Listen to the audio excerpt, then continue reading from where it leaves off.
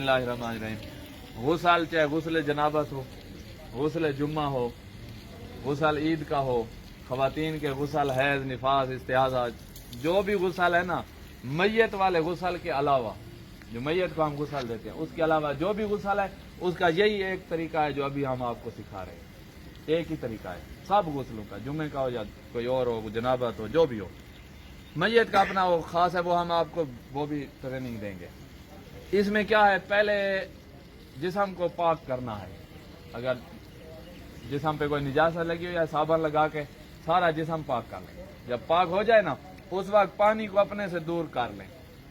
जैसे अभी देखो पानी दूर है, ये समझो ये पाक हो चुका है, पानी दूर है। अब ये गुस्ल की नियत से कि गुस्ल जनाबत कर रहा हूँ कुर्बतन अल्लाह, या गुस्ल जुम्मा कर रहा हूँ कुर्बतन, सारे ही कुर्बतन अल्लाह की नियत से कर लें।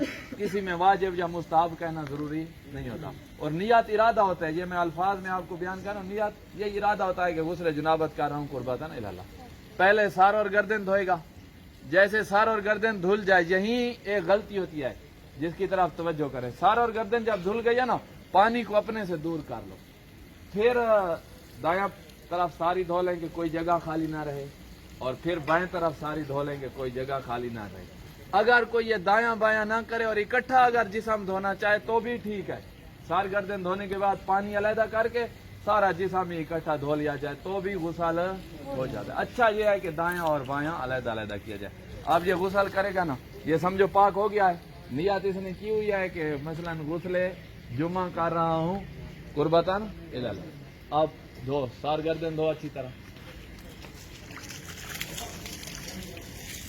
सर और गर्दन को अच्छी तरह धो, कोई जगह भी खाली ना रहे, ऐसे धोया जाए।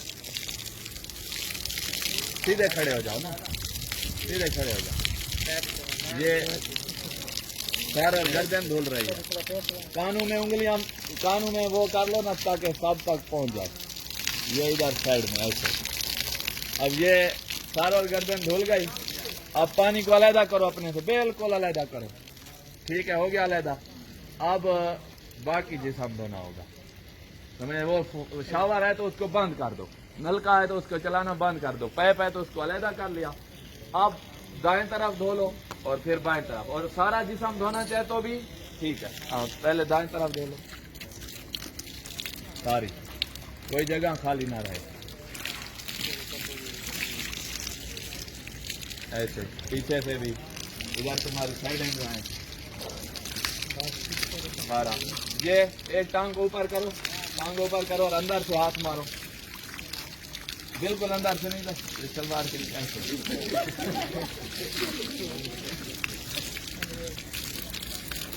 ये सारा धो लिया। पाँव की जो उंगलियां हैं उनके दरमियान पानी चला जाए, बस ये। अगर जो अब बाएं तरफ धो, अब अलहदा करने की जरूरत नहीं थी, बहरहाल ठीक है। अब बाएं तरफ धो लो सारा, सारा धो लो।